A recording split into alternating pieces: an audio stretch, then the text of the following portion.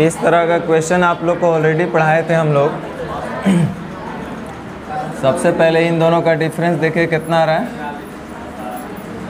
और इन दोनों का डिफरेंस 65, 3500, 50, 51 कितना आ रहा है 51। तो हम बोले थे इधर के अंतर को इधर वाले फर्स्ट टर्म से गुना और इधर वाले अंतर को इधर के फर्स्ट टर्म से गुना। लेकिन अगर कटता है तो काट भी लेंगे। अभी देखिए कट रहा है 3 से 15 बार में और 3 से 17 बार में। छोटा हो गया, कैलकुलेशन करना इजी हो गया। अब आराम से फर्स्ट टर्म का गुना फर्स्ट टर्म, इधर का अंतर का गुना फर्स्ट टर्म से, इधर का अंतर को गुना इधर फर्स्ट टर्म से कर लेते हैं। तो 17 पचे 45, अब 45 और 4 49, 495 इधर आएगा।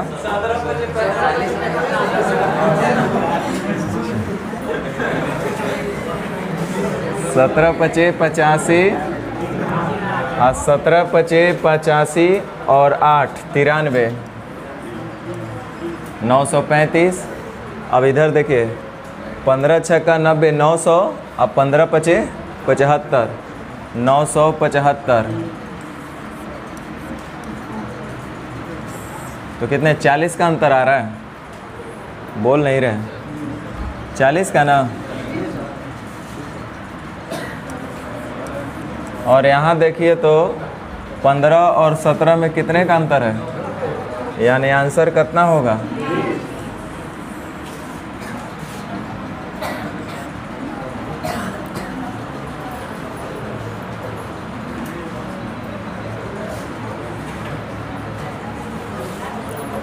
कह रहा यूएसए में रेल किराया भारत में रेल किराए का 2/3 है।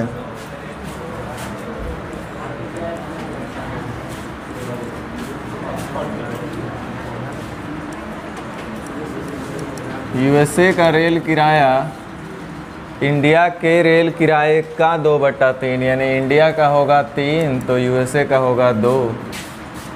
ये किराया लिखा हुआ है।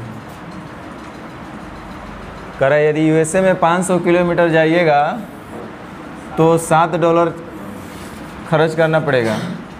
500 किलोमीटर अगर दूरी तय करेंगे तो $7, और आपको बोल रहा है कि $1 कितने रुपए है, तो $7 का मतलब है हमको 500 किलोमीटर जाने में कितना रुपया खर्च हो जाएगा।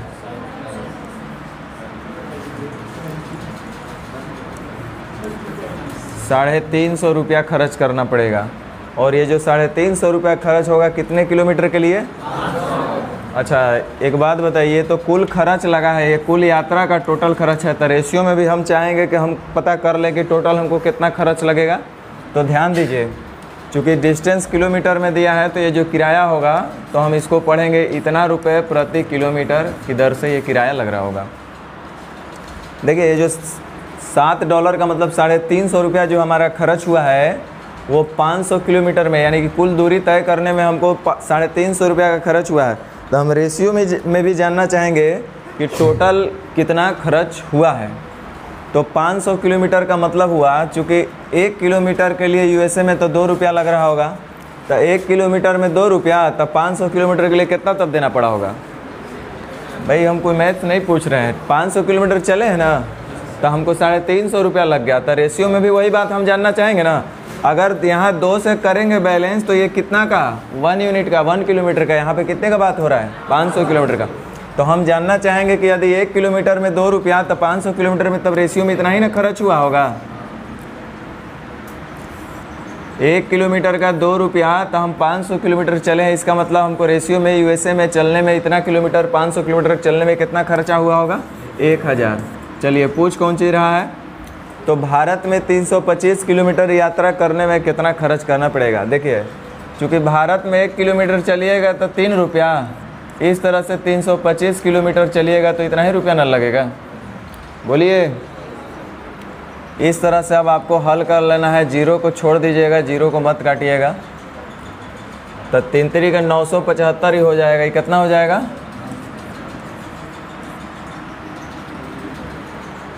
अभी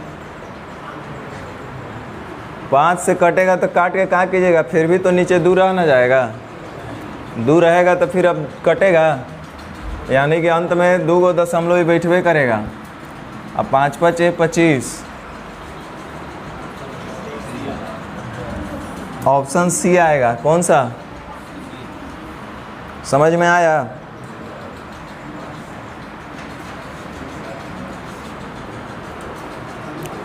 करे धीरज अपनी पूरी संपत्ति अपनी पत्नी, अपने 3 पुत्र, 2 पुत्री और 5 नातिनों के बीच इस तरह से बांटता है। पत्नी है,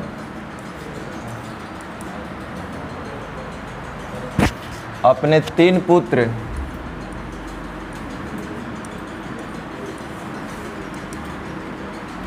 2 पुत्री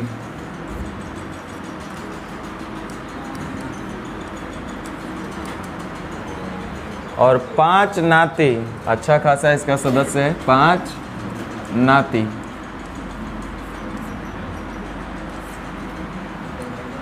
अब किस तरीके से अपने संपत्ति का बंटवारा कर रहा है इनके बीच में धीरज? तो देखिए, प्रत्येक नाती को, वर्ड पे कमांड रखना, प्रत्येक नाती को प्रत्येक पुत्र के हिस्से का 1/8वां भाग, प्रत्येक नाती को प्रत्येक पुत्र के हिस्से का 1/8, यानी का किसके साथ लग रहा है? यानी कि पुत्र का हिस्सा होगा 8 तो नाती का हिस्सा होगा 1। कितना इजी क्वेश्चन है। अथवा नहीं, तथा प्रत्येक पुत्री के हिस्से का 1/10वां भाग। यहीं पे आप लोग फंसते हैं। तथा और जो जिसका, ये सब के बारे में हम आपको परिचय करवा चुके हैं। तथा और हमेशा फर्स्ट पर्सन के लिए, फर्स्ट सब्जेक्ट के लिए, जो जिसका, who which that nearest person के लिए। तो यहाँ पे तथा और जो आया होगा, ध्यान दीजिए, कह रहा है कि तथा प्रत्येक पुत्री का 1/10 भाग। किसको? यहाँ ऑलरेडी जिक्र हुआ है नाती और पुत्र। कह रहे प्रत्येक नाती को प्रत्येक पुत्र के हिस्से का 1/8वां भाग मिले तथा प्रत्येक पुत्री के हिस्से का 1/10वां भाग मिले। जैसे ही ये तथा आया तो हम समझे ये फर्स्ट पर्सन के लिए बोल रहा होगा, यानी कि ये नाती के लिए बात आ रहा होगा। तो हम लोग इसको पढ़ेंगे कैसे? प्रत्येक नाती को प्रत्येक पुत्री के हिस्से का 1/10 भाग मिला, यही मतलब हुआ ना। तब प्रत्येक नाती को प्रत्येक पुत्री के हिस्से का 1/10, तो का लगा हुआ है पुत्री के साथ, यानी पुत्री का हिस्सा होना चाहिए कितना? तब प्रत्येक नाती का हिस्सा कितना? 1, जो कि ऑलरेडी इस क्वेश्चन में है, तो कोई दिक्कत नहीं है। अगर नहीं सेट होता तब थोड़ा सा आपको और दिमाग लगाना पड़ता। ये तो बहुत इजी था। चलिए ध्यान दीजिएगा, यहाँ पे सबका बात हो रहा है, प्रत्येक का, हर जगह प्रत्येक का हिस्सा ये बात बोल रहा है। ये मतलब हर एक बेटा को 8 दे रहा है, हर एक बेटी को 10 दे रहा है, हर एक नाती को 1 दे रहा है। कर उसकी पत्नी को पुत्रों एवं पुत्रियों को मिले कुल हिस्से का 40% प्राप्त हुआ। पत्नी को कितना मिल रहा है पता है? उसके पुत्रों एवं पुत्रियों को मिले कुल हिस्से का 40%। तो पुत्र को कितना मिल रहा है? 8 और पुत्री को कितना मिल रहा है? 10। तब कुल कितना हो जाएगा? 8 और 10 18 का 40%, 18 चौक 72, 7.2। सही है, सही है। ये क्या कह रहा है? ये पुत्र नहीं बोल रहा है, पुत्रों बोल रहा है, पुत्री नहीं बोल रहा है, पुत्रियों बोल रहा है। को मिले कुल, तो मैंने जितना भी पुत्र होगा, जितना भी पुत्री होगा, उन सबको जो मिला है उसका 40%। तो एगो पुत्र के 8 रुपया, तो 3 गो पुत्र के 24 रुपया, एगो पुत्री के 10 रुपया, तो 2 गो पुत्री के 20 रुपया, तो 20 और 24 44।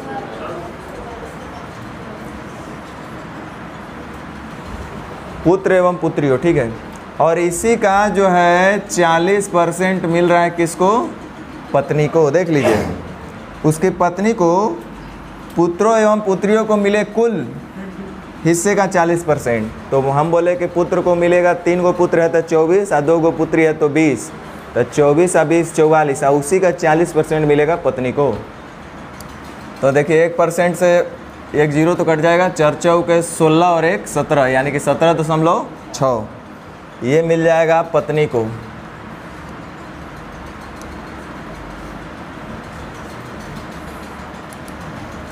अब आगे पढ़ते हैं क्या लिख रहा है। यदि प्रत्येक पुत्री ने 1.25 लाख रुपए की परिसंपत्ति प्राप्त की हो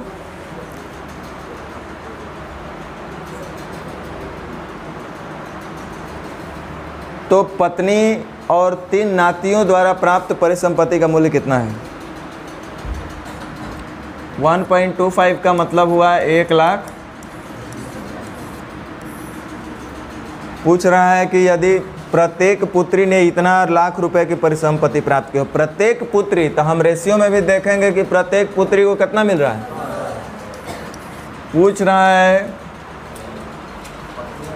तो पत्नी और 3 नातियों द्वारा प्राप्त परिसंपत्ति का मूल्य, तब पत्नी को मिल रहा है 17.6 और 3 नाती, तो 1 नाती के प्रत्येक का ना था, 1 नाती के 1 मिल रहा है, तो 3 गो नाती कितना मिलेगा 3, तब पत्नी और 3 गो नाती 17 3 20 देखिए इससे ये तो कटिए जाएगा, ये पॉइंट से ये पॉइंट आपका कटिए जाएगा। अब यहाँ से आप चाहें तो 5 कॉमन ले लीजिए तो बचेगा 25, और यहाँ से 2 कॉमन ले लीजिए तो बचेगा 102 103, और 2 5 से 1 जीरो बन जाएगा। 25 आई 75 की 5, हाथ में लगेगा 7, 250 और 7 200।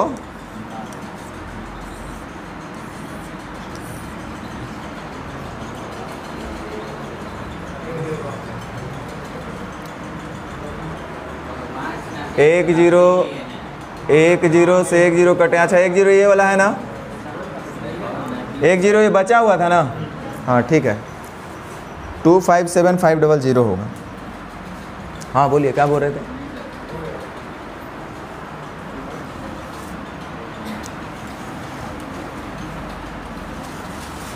कुछ पूछना है। ये हम कुछ नहीं किए हैं, आपको कहीं बोला कि 25 गुने 8 करना है, तो हमको पढ़ा नहीं आया, तो हम बोले कि इसको हम 5 गुना 5 तो पढ़िए सकते हैं, और इसको 8 को मेरा जब दिल करेगा 2 गुना 4 भी पढ़िए सकते हैं, और 5 गुना 2 जब करिएगा तो एगो लास्ट में जीरो मिलेगा, 5 चौका, तो यही हुआ। तो हम बोले 25 गुने 125 को हम 5 गुना 125 पढ़ सकते हैं, आज 206 को हम 103 गुना 2 पढ़ सकते हैं। तो हमको लगा 2 और 5 का अलग गुना करना है, तो देखो जीरो दे देगा लास्ट में, यानी फाइनली हमको गुना करना है 25 गुना 103 से। चलिए समझ में आया होगा।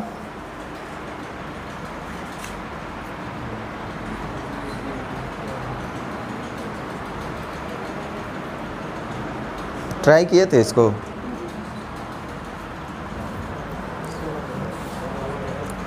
आप लोग ट्राई नहीं कर रहे ना, सोच रहे कि सब सर का काम है। हमसे बनवाइए, हमसे बनाने से क्या मिलेगा आपको।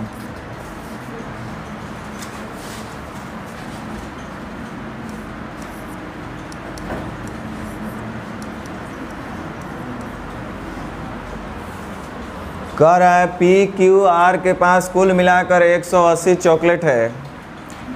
कह रहा है कि P जो है Q और R दिमाग लगा कर आए होते तो ज़्यादा अच्छा समझ में आ जाता। तो अब डायरेक्ट पहले तो क्वेश्चन समझिएगा कि हमारा बात को समझिएगा।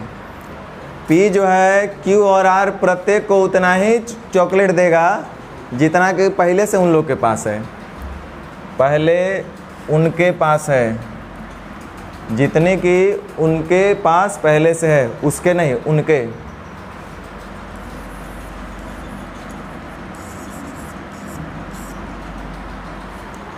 P Q और R, P जो है Q और R को उतना ही चॉकलेट देगा जितना कि Q और R के पास पहले से था।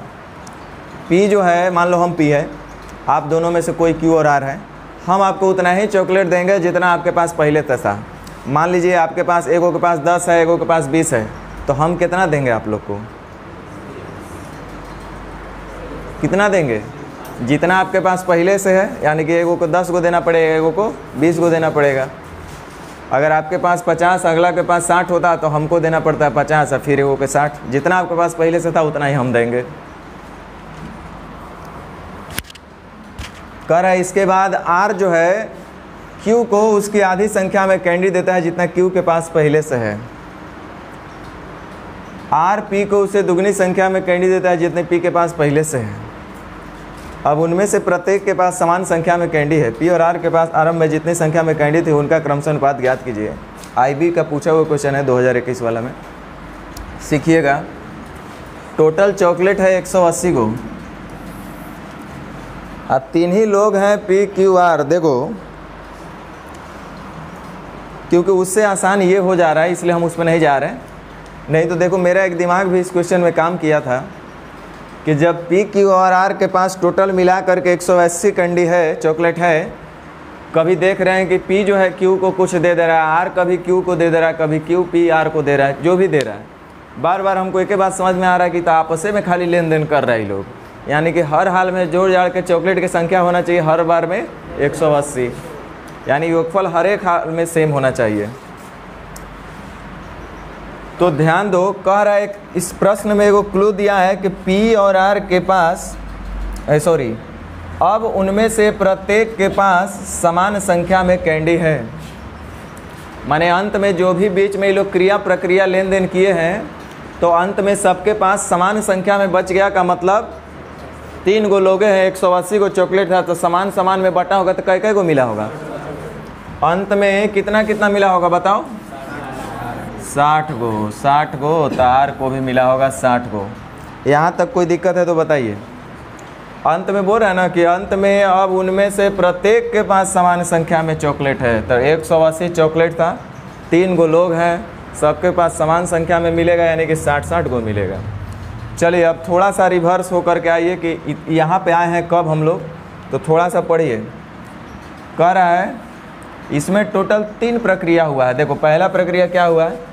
P जो है Q और R को उतना ही कैंडी देगा जितना कि उनके पास पहले से है, ये फर्स्ट प्रक्रिया है।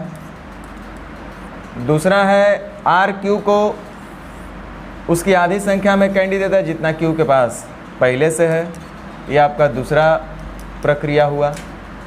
फिर कह रहा है कि R P को उससे दुगनी संख्या में कैंडी देता है जितना P के पास पहले से, ये आपका तीसरा प्रक्रिया हुआ। और अंत में फिर इनके पास इतना बच गया। तो हम थोड़ा सा इस जो अंतिम प्रक्रिया पर आए हैं लास्ट में, इससे पहले जो प्रक्रिया हुआ था यही ना हुआ है? थोड़ा सा चेक करते हैं कि क्या हुआ था। ध्यान दो, R जो है P को उससे दुगनी संख्या में कैंडी देगा, चॉकलेट देगा जितना P के पास पहले से है। सीखो, पहले बात को समझो, सिर्फ बनाना उद्देश्य नहीं है, दिमाग भी यूज करना है। R जो है P को देगा, तो आपके दिमाग में एक बात समझ में आना चाहिए कि सर R P को आधा दे रहा है, दुगना दे रहा है, पूरा दे रहा है, जोन मर्जी है तोन दे रहा है। R P को देगा तो R के पास घटना चाहिए और P के पास बढ़ना चाहिए, और Q के पास, मैथ्स की बात नहीं है, कॉमन सेंस की बात है। R जो है P को दुगनी संख्या में कैंडी देगा जितना P के पास पहले से है। ये तो बाद में समझेंगे, पहले ही समझो ना कि R P को ना दे रहा है तो P के पास बढ़ना चाहिए और R के पास घटना चाहिए, और Q के पास क्या होना चाहिए? यानी कि Q के पास जितना अंत में था उससे पहले वाले प्रक्रिया में भी तो उतना ही रह गया होगा। सही बोल रहे? अब थोड़ा R और P पर विचार कर लिया जाए। कह रहा है R जो है P को उससे दुगना संख्या में कैंडी देगा जितना P के पास पहले से है, और जैसे ही काम करेगा तो R के पास हो जाएगा 60 और P के पास भी हो जाएगा 60। अरे भाई, इतना करने के बाद नहीं ये सब हुआ है। R P को दुगना संख्या में जैसे ही चॉकलेट देगा जितना P के पास पहले से था, तो P के पास कितना हो जाएगा? 60, क्योंकि अंतिम प्रक्रिया तो यही हो जा रहा है। तो पहले तो आप लोग दिमाग लगाओ, पहले दिमाग का यूज करो कि तब एक मतलब P के पास यहाँ कितना होना चाहिए। देखो, R, फोकस करो, हमारे बोलने से नहीं समझ में आएगा। R जो है P को कितना दे रहा है, जितना P के पास था उसका भी डबल दे दिया। मतलब इसका क्या हुआ, देखो हम समझाने के लिए बोल रहे हैं। मान लीजिए P के पास था 1 रुपया, ध्यान दो, तो R जो है P को उससे दुगनी संख्या में चॉकलेट देगा जितना P के पास पहले से है। तो मान लो कि P के पास पहले से कितना था 1, तो R कितना देगा P को उससे भी डबल। तो 1 था, डबल देगा तो कितना होगा,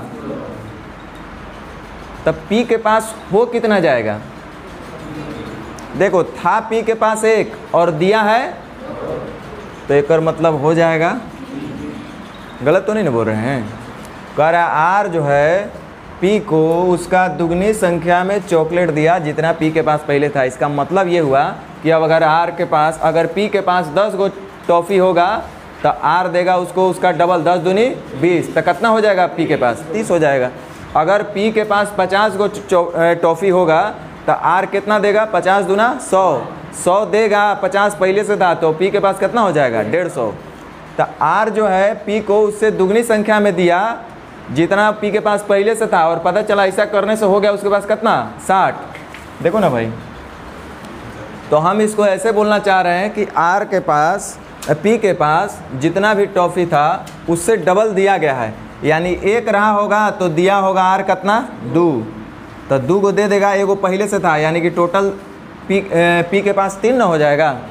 यानी कि यहाँ से ऐसे भी समझ सकते हैं। पहला तो कैसे समझेंगे, तो एक मतलब P के पास यहाँ 20 गो रहा होगा, P के पास कितना रहा होगा, देख लो, अगर P के पास 20 गो होगा तो ना होकर डबल देगा, तो 20 दूनी 40, तो फिर 60 हो गया होगा। तब एक मतलब समझ रहे हैं, या तो ऐसे समझिएगा, R जो है P को उससे डबल देता है जितना P के पास पहले से था। यानी कि P के पास अगर 1 होगा तो उसका भी डबल उसको मिलेगा, तो P को मिलेगा 2, तो इसका मतलब P को कितना हो जाएगा, यानी कि जितना था P के पास और जितना हो गया उसके बीच का अनुपात होना चाहिए 1:3।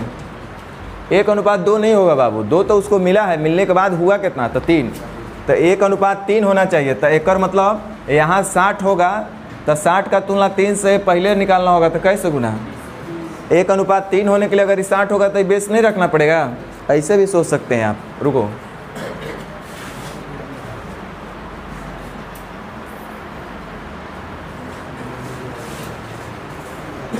देखो लिखा है कि अब उनमें से प्रत्येक के पास समान संख्या में चॉकलेट बच जाता है। तो समान संख्या का मतलब P के पास भी 60, Q के पास भी 60, R के पास भी 60। देखो एक स्टेटमेंट बोला है कि R जो है P को उससे दुगनी संख्या में कैंडी देता है। यहाँ पे एक और बात को ध्यान रखना है, जब R P को देगा तो P के पास बढ़ेगा और R के पास घटेगा, जबकि Q के पास सेम रहेगा। तो Q के पास सेम होने का मतलब एक मतलब अभी भी 60 को होना चाहिए। ये बात तो आपको समझ में आया होगा। अब दूसरा बात, कितना छोटू सा बात बोला है कि R जो है P को उससे डबल संख्या में कैंडी देता है जितना P के पास पहले से था। तो अगर P के पास 100 रुपया होगा तो उसको मिलेगा 2x, तो हो जाएगा 3x। तो भाई ऐसा क्या वैल्यू रखा गया होगा जिसका डबल देने पे 60 हो जाए, कितना दिया गया होगा, 20 रहा होगा और उसका डबल देगा तो 20 दूनी 40, तो 60 हो गया होगा, था ना, 60 हुआ है। अच्छा एक बात बताओ, जोड़ जाड़ के अभी भी टोटल कितना होना चाहिए, 180 को ना, तो 60 है 20 80 एकड़ मतलब R के पास तब कितना रहा होगा। ये लाइन समझ में आया कि नहीं आया? बहुत आसान है भाई। देखो फिर से हम आगे बढ़ते हैं, ये तो प्रक्रिया हम लोग कर लिया। अब अगला प्रक्रिया कौन है, R Q को उसका आधी संख्या में, अच्छा R Q को दे रहा है, तो R जब Q को देगा तो Q के पास बढ़ेगा, R के पास घटेगा और P के पास कह तो रहा है R जो है Q को उसकी आधी संख्या में कैंडी देता है जितना Q के पास पहले से ही। तो बाद में समझेंगे हम, ये पहले समझेंगे कि R जब Q को दे रहा है तो Q के पास बढ़ेगा, R के पास घटेगा और P के पास, तब P के पास सेम होने का मतलब एक भी 20 होना चाहिए, है कि नहीं। अब चलिए, R जो है Q को उसका आधा संख्या में कैंडी देता है जितना Q के पास पहले से है। मान लीजिए Q के पास अगर 50 को होगा तो उसका आधा R देगा, यानी 25 देगा, तो हो जाएगा 75। अगर Q के पास पहले से 10 को होगा तो R 5 को देगा, तो हो जाएगा 15। तो ये बात आई है कि R जो है Q को उसकी आधी संख्या में कैंडी दिया तो Q के पास हो गया इतना, तो सोचो कि क्यू के पास यहाँ कितना रहा होगा, बताओ तो। 30। तो 30 था, उसका आधा देंगे तो होना चाहिए 45। तो कितना होगा? अरे 40 होगा क्यू के पास पहले से, तो आर उसका आधा दिया होगा, तो 40 का आधा कितना होता है? 20। तो एक मतलब 60 हो जाएगा। एक मतलब पहले होगा कितना? अब रुक जाओ, फिर से जोड़ जाड़ के तो 180 टॉफी ना होना चाहिए। तो ये 40, ये 20, 60। तो एक मतलब आर के पास हो गया। चलो फिर से एक बार पढ़ लेते हैं। अब ये वाला अंतिम आपका स्टेटमेंट जो था, फर्स्ट प्रक्रिया क्या था? कह रहा है पी क्यू और आर प्रत्येक को उतना ही, पी जो है क्यू और आर प्रत्येक को उतना ही क्रेडिट देता है जितना कि उनके पास पहले से है।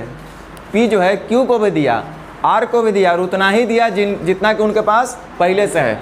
अगर क्यू और आर के पास 20 और 30 होगा तो पी सबको 20 और 30 देगा। नहीं, पी जो है क्यू और आर को उतना ही दिया जितना उनके पास पहले ही से है। अगर मान लीजिए क्यू और आर के पास पहले से क्यू के पास 20 गो होगा, आर के पास 30 गो होगा, तब पी भी क्यू को देगा 20 गो, आर को देगा 30 गो। हाँ या ना? पी जो है क्यू और आर प्रत्येक को उतना ही क्रेडिट देता है जितना कि उनके पास पहले से है। तो एक बात बताओ, पी जो है क्यू और आर को कितना दिया होगा? कल्पना करो तो, जितना उनके पास पहले से था उतना और उसको दे दिया गया। देखो हम बता रहे 20 और रहा, क्यू के पास 20 रहा होगा तब 20 और दे दिया, तब उतना ही दिया तो 40 हो गया। आर के पास 60 रहा होगा तो उतना ही उसको मिल गया तो 120 हो गया। इसका मतलब आर के पास कितना रहा होगा और क्यू के पास 20। अच्छा रुक जाओ, जोड़ जाड़ के तो 180 ना चॉकलेट होना चाहिए। तो 60 है 20, एक मतलब पी के पास पूछ रहा है कि पी और आर के पास आरंभ में जितनी संख्या में कैंडी थे उनका अनुपात बताइए। पी और आर के पास, तो पी के पास कितना था? आर के पास यानी कि 5 अनुपात।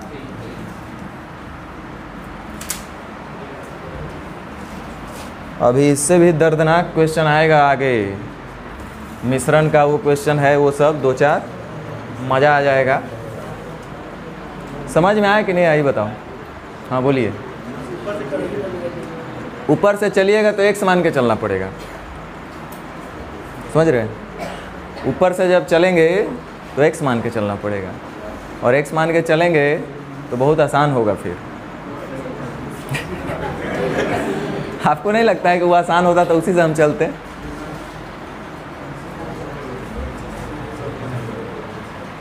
आप लोग स्वयं से एक बार ट्राई कीजिएगा तभी समझ में आएगा, हमारे समझाने से नहीं समझ में आएगा।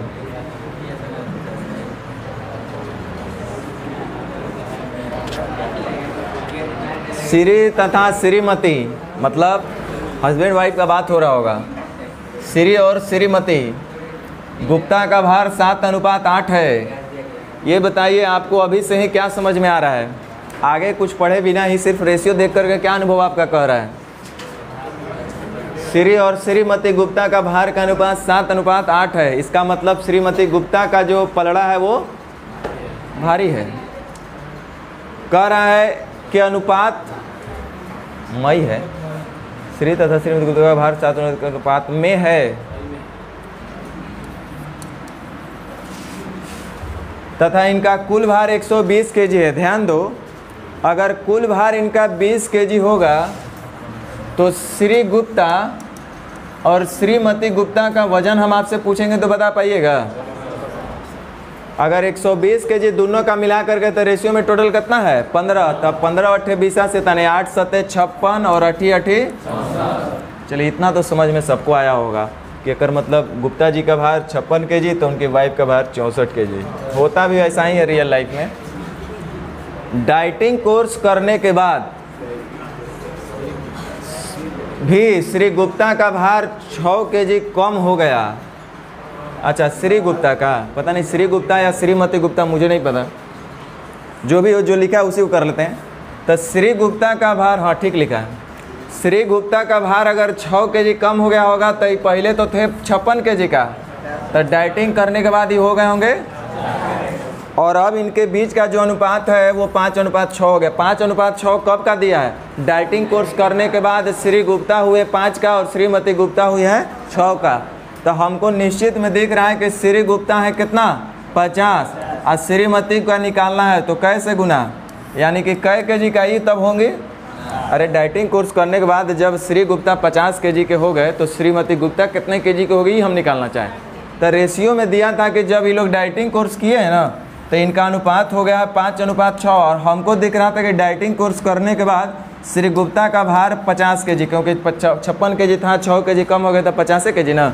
तो हम यहाँ से रेशियो में देख रहे हैं कि तो श्री गुप्ता डाइटिंग कोर्स करने के बाद कितना है तो 5, श्रीमती का निकालना है तो 6 से गुना, यानी कि कै केजी का हो जाएंगे 60। अच्छा पूछ क्या रहा है, तो श्रीमती गुप्ता का भार कितना कम हुआ, 64 से हो गई 60, कै केजी कम हो रहा है। कुछ खास प्रभाव नहीं पड़ा। चलिए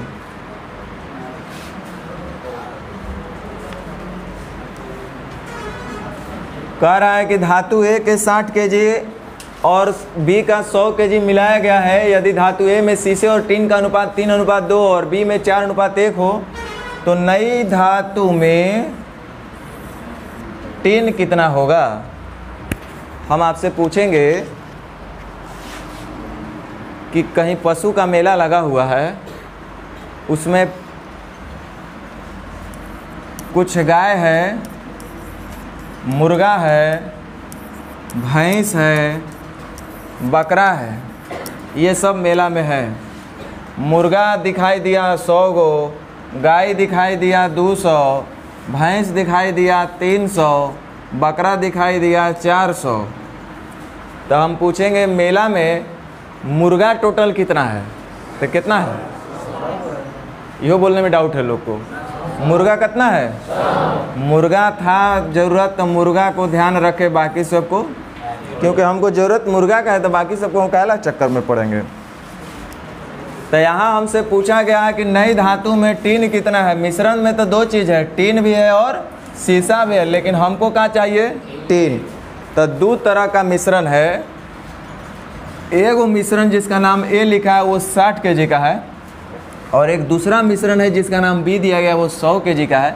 हालांकि दोनों में शीशा और टीन ही है। पहला में भी ए में भी शीशा टीन है और बी में भी शीशा टीन है, लेकिन हमसे दोनों धातु को जब मिलाएंगे तो नई धातु में टीन कितना होगा ये पूछा गया। तो हम दोनों मिश्रण से देख लेते हैं कि कितना कितना टीन मिलेगा। तो पहल का मिश्रण है टोटल 60 केजी, और रेशियो में देखिए तो टोटल कितना हो रहा है, ए में शीशा और टीन का अनुपात कितना है 3:। तो टोटल का बैलेंस, टोटल से हमको अगर टीन निकालना है कि पहल का मिश्रण में टीन कितना है, तो टीन निकालना है तो कैसे गुना। तो ये हमको पता चला पहल का मिश्रण में टीन की मात्रा, ये पहल का मिश्रण में टीन निकल गया। अब वैसे ही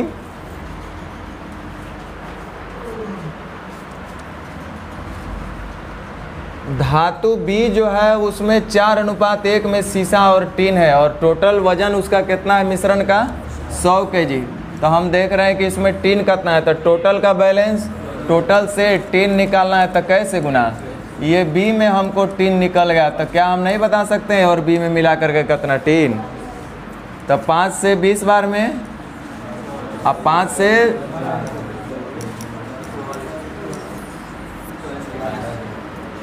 समझ में आया।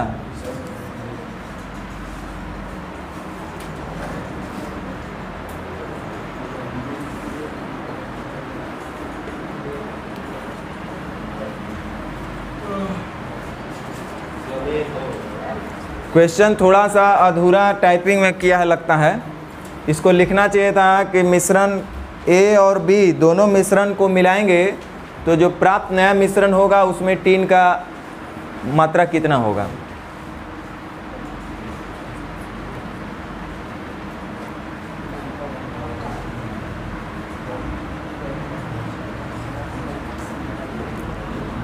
कह रहा है कि रिजवान के पास एक डिब्बा है जिसमें लाल और नीले रंग के पत्थर रखे थे। लाल पत्थर और नीले पत्थर का अनुपात, लाल और नीला जो पत्थर का अनुपात है वो 5:4 है।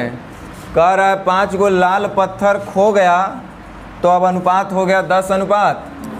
हम बोले कि लाल अगर खोया है तो लाल की संख्या कम होना चाहिए, ये जो पत्थर है नीला वाला संख्या है उसका भी कम हो जाएगा। 5 को अगर लाल पत्थर खो गया है तो लाल वाला कम होना चाहिए, नीला का संख्या सेम होना चाहिए। कब किसी एक टर्म को सेम करेंगे आपको सिखाया गया होगा। तो सबसे पहले हम नीला को सेम करेंगे, तो इसको 9 से गुना और इसको, तब अनुपात के नियम अनुसार प्रत्येक टर्म को भी उसी से गुना करेंगे। प्रश्न के हिसाब से 5 को लाल खोया है, यहाँ देखिए 45 से हो गया 40, कई गो पूछ कौन ची रहा है। अब उसके पास कितने पत्थर हैं, अब तो 40 और 9 चौका 36, कितना?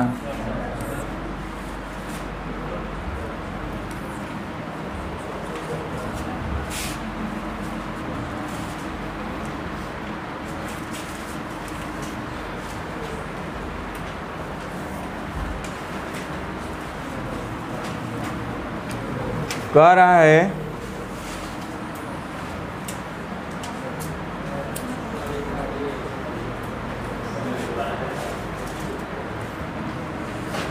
कह रहा है 126 रुपये प्रति केजी वाला एक चाय है, दूसरा 135 रुपये प्रति केजी वाला चाय है, और एक तीसरा भी चाय है, और उसको 1:1:2 के अनुपात में मिलाया गया।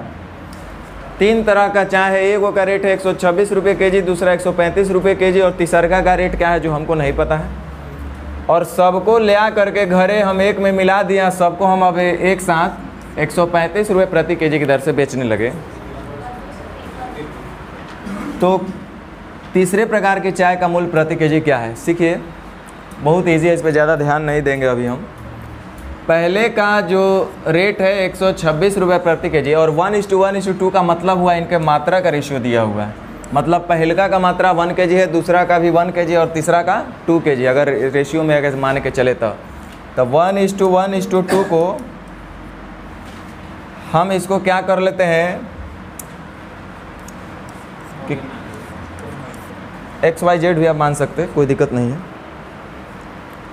मतलब केजी, दूसर का भी केजी और तीसर का भी 2 केजी। तो 1 केजी का दाम 126 रुपया, तो वैसा वैसा कई केजी है पहल का के, तो इतना रुपया का होगा। दूसर का जो है 135 रुपये केजी की दर से है, और इस तरह से टोटल कई केजी है तो केजी, तो इतना रुपया इसका रहा होगा। और तीसरका का रेट क्या है जो हमको नहीं पता है। मान लेते हैं कि तीसरका का रेट P रुपये प्रति केजी होगा, कितना? P रुपये प्रति केजी, और ऐसा ऐसा कितना केजी है? 2 केजी है। तो इस तरह से टोटल रेट इतना ही ना होना चाहिए। अब प्रश्न में बोला है कि यदि इस प्रकार बने मिश्रण को का कुल मूल्य 153 रुपये प्रति केजी है, मिश्रण का कुल मूल्य 153 रुपये प्रति केजी, तो 1 केजी का दाम 153 रुपया, तो टोटल कई केजी हो रहा है? 2 और 1 3 और 1, तो 4 केजी ना होगा मिश्रण। 1 केजी का दाम 153 रुपया, तो 4 केजी का दाम इतना रुपया। इधर बोल रहा है कि मिश्रण का कुल कीमत इतना हो रहा है, दोनों होना चाहिए आपस में। अब देखिए के तो ऐसा ही आपका कट कॉमन होकर कट जाएगा। P का मान आपको निकालना था, जो कि तीसरे प्रकार के मिश्रण का मूल्य का पता लग जाता। रुक जाइए, इसको और कई तरीके से किया जा सकता है, लेकिन फ़िलहाल एक और बात हम बता दें कि जब आप एवरेज पढ़िएगा तो इसको एवरेज के नियम से आप बहुत आसानी से कर सकते हैं। हालांकि अभी आपको समझ में तो आएगा नहीं, लेकिन फिर भी हमारा काम है बता देना, तो हम बता देते हैं। 3 तरह का मिश्रण है जिसका अनुपात है 1:1:2, यानी टोटल मिश्रण कितना होगा तब? 4। कह रहा पहले प्रकार का रेट है 126 रुपये, और दूसरे प्रकार का रेट है 135 रुपये, और तीसरे प्रकार का रेट क्या है जो हमको नहीं पता, लेकिन पूरे का रेट दिया हुआ है 153। तो तीसरका का रेट क्या होगा हम लोग निकालेंगे जब हम लोग एवरेज पढ़ेंगे तब, अभी इस पर हम बात नहीं करेंगे।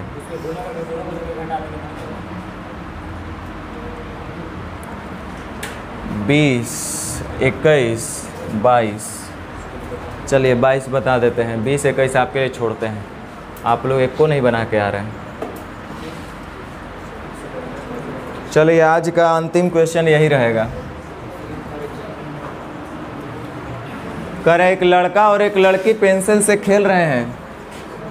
लड़की पेंसिल को 2 टुकड़ों में तोड़ देती है, और लड़का पाता है कि इन 2 टुकड़ों का अनुपात पेंसिल की लंबाई तथा बड़े टुकड़े के अनुपात के बराबर है। अक्सर ऐसा होता है, खेल रहे हैं टूट गया, तो या तो दोनों बराबर टूट के हो जाएगा दोनों टुकड़ा, या तो एगो बड़ा होगा और एगो छोटा होगा। तो दोनों भाई बहन खेल रहे थे, तो पता चल रहा था कि पेंसिल जो है 2 टुकड़ा में टूट गया। अब जो भाई था वो देखा, चूँकि उसका मैथमेटिक्स ठीक था, तो पता लगाया अपने नेत्र अनुमान से कि इन 2 टुकड़ों का अनुपात पेंसिल की लंबाई तथा बड़े टुकड़े के अनुपात के बराबर है। आपके पास एक पेंसिल है, ये 2 टुकड़ों में टूट गया, यहाँ से टूट गया। अब ये एगो टुकड़ा हुआ और एक ये टुकड़ा हुआ।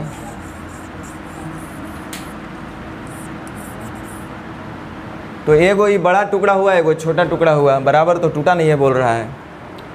2 टुकड़ों में तोड़ देती है और लड़का पाता है कि इन 2 टुकड़ों का अनुपात पेंसिल की लंबाई तथा बड़े टुकड़े के अनुपात के बराबर है। ध्यान दो, मान लेते हैं कि एक टुकड़े का लंबाई x है और दूसरे टुकड़े का लंबाई y है। मान सकते हैं ना, मानने के लिए कुछ भी मान सकते हैं। तो एक लड़का और लड़की पेंसिल से खेल रहे थे, लड़की पेंसिल को 2 टुकड़े में तोड़ दी, तो माना कि एक टुकड़े की लंबाई x और दूसरे का y, जहाँ x is greater than y, मतलब बड़ा वाला टुकड़ा x है, छोटा वाला टुकड़ा y है। कह रहा है लड़की पेंसिल को 2 टुकड़े में तोड़ती है तथा लड़का यह देखता है कि इन 2 टुकड़ों का अनुपात, 2 टुकड़ों का अनुपात कितना है बुआ? x अनुपात, अरे 2 टुकड़ा, एक टुकड़ा x है, दूसरा टुकड़ा y है, तो x अनुपात y, 2 टुकड़ों का अनुपात, इन 2 टुकड़ों का अनुपात पेंसिल की लंबाई, पेंसिल का लंबाई कितना होगा? अरे बोलो, x माइनस वाई हो जाएगा। इन 2 टुकड़ों का अनुपात, तो हमने 2 टुकड़ों का अनुपात लिखा। पेंसिल की लंबाई x प्लस वाई तथा बड़े टुकड़े के अनुपात के बराबर है। बड़े टुकड़ा कौन है? के अनुपात के बराबर है। ठीक है, अब देखो यहाँ पे दिक्कत क्या है, एक इक्वेशन है और 2 वेरिएबल है x और y, तो इसको जब आप हल करिएगा तो x square minus x y minus y square बराबर 0। अब बोले यहाँ से कुछ मिल पाएगा? नहीं मिलेगा, क्योंकि दोनों के दोनों वेरिएबल हो गया। तो ऐसे स्थिति में हमको क्या करना पड़ेगा कि एगो वेरिएबल और एगो को कांस्टेंट रखना पड़ेगा। ठीक है, यहाँ तक समझ में आ रहा है कि नहीं आ रहा है? तो जब हम एगो को वेरिएबल और एगो को कांस्टेंट रखेंगे, तो इसका मतलब मान लेते हैं कि ये जो पेंसिल था इसका 2 टुकड़ों में हम तोड़ दिए, तो एगो का लंबाई अगर के होगा तो दूसरा वेरिएबल ना मान करके कुछ कांस्टेंट मान लो। क्या मान ले बताओ? हाँ वही, हम कांस्टेंट का मतलब कोई संख्या मान लेंगे, दोनों वेरिएबल मानेंगे तो नहीं ना हल हो पाएगा। एक का विरासत में मिल के आया है, 1 2 3 4 5 6 8 100 99 99.5, जो मन करेगा वो मान सकते हैं। नहीं, एक के अलावा कुछ बोलो, चलो 3, जिसको जो मन होगा मानना, 1 2 3 4 5 √1 √2, जो दिल करे मानना। तो हमने 3 मान लिया। अब क्वेश्चन पे फिर से पढ़ते हैं। यहाँ पे बड़ा टुकड़ा कौन है भाई? के, और छोटा टुकड़ा 3। तो कह रहा है कि इन 2 टुकड़ों का अनुपात, तो 2 टुकड़ा का अनुपात का मतलब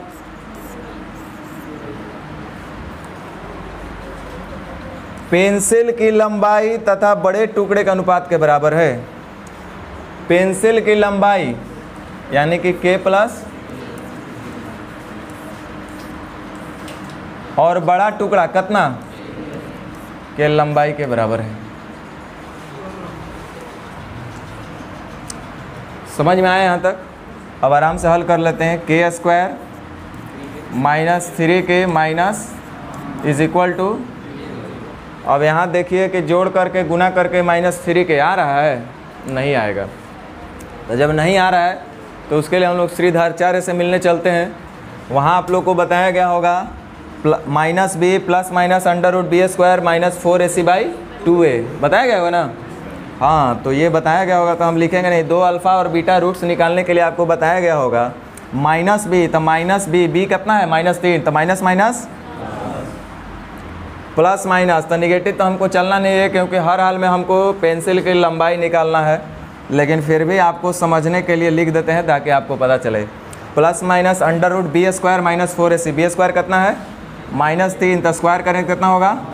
अब -4ac, 4 इंटू a के बदले 1 है और c के बदले -9 है, तो minus into minus plus 4ac 9 का 36 अब बटा 2a, a तो हमारा 1 है तो यानी कि 2।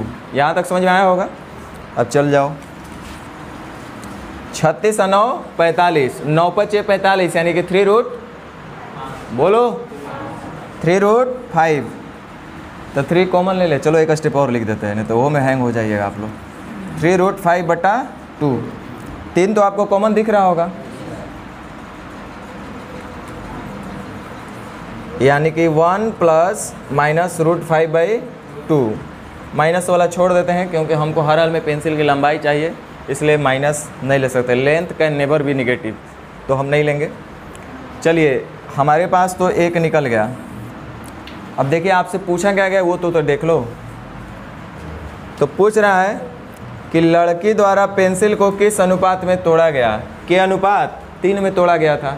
अरे गलत बोल रहे हैं क्या? तो के का मान तो हम लोग एगो निकाले हैं इतना, और एगो तो निगेटिव होगा तो कभी संभव ही नहीं है। तो मतलब एगो तो निकल गया, हमको के अनुपात 3 का नाम बताना है। तो के कितना हो गया 3 × 1 प्लस रूट 5 बटा 2 अनुपात 3, यानी 1 प्लस रूट 5 अनुपात 2। समझ में आया कि नहीं आया? अरे समझ में आया कि नहीं आया? आया। तो आपको जो दिल करे वो मान लेना। कुछ लोग 1 बोल रहे थे, कुछ लोग 2 बोलेंगे, कुछ 3, कुछ 4, कुछ 5, जो मन करे वो मान लेना।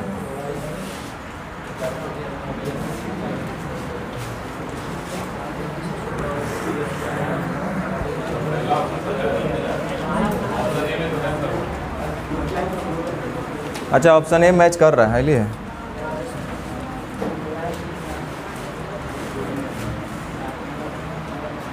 समझ में आया कि फिर से बोल दें? अच्छा चलो एक बार।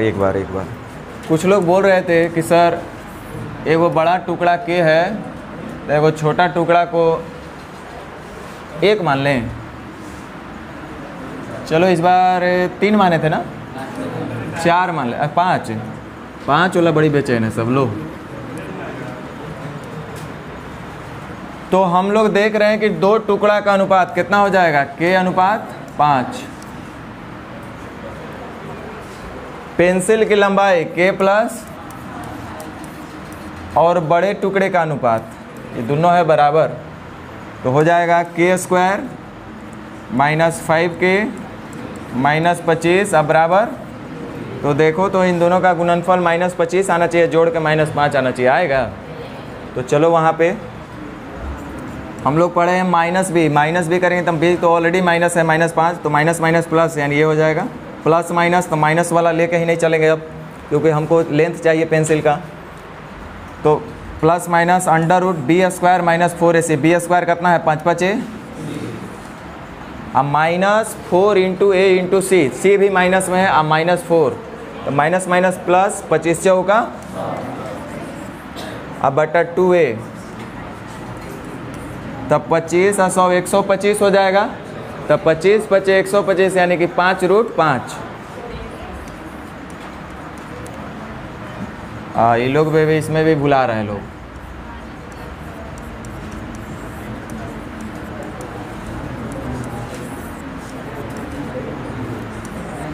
ये अल्फ़ा और बीटा आपको रूट निकालने के लिए पढ़ाया गया होगा। क्लास 10th में तो पढ़वे किए होंगे, इधर उधर भी नहीं पढ़े होंगे। तो